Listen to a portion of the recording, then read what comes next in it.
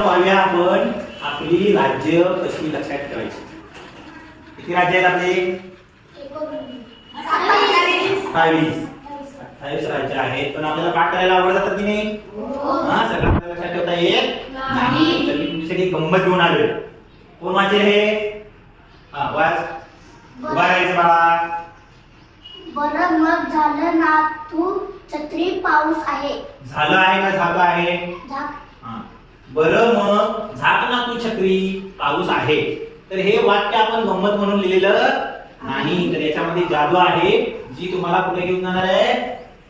इकडे आपली राज्य तुम्हाला सांगता येणार आहे. हे वाक्य पाठ होईल की नाही?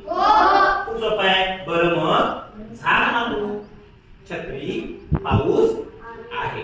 आता ह्या प्रत्येक अक्षरावरून आपल्याला राज्य लिहिता येतात. पहिल्यांदा घेऊया ब. सांगा बरं ब वरून राज्य. बिहार. Very good. बिहार.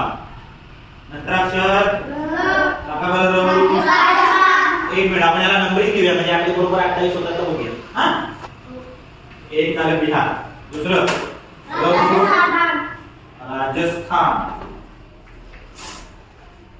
नंतर महाराष्ट्र. र वरून महाराष्ट्र एकच आहे. बरोबर. म्हणून सांगा बरं. महाराष्ट्र. Very good. आपलं राज्य महाराष्ट्र. मेघालय.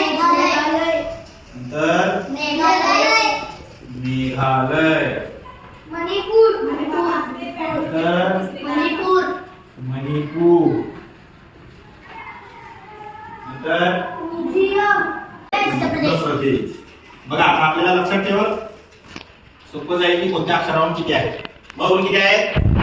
आता टोटल झाली किती? 7. आता पुढचा अक्षर घ्या.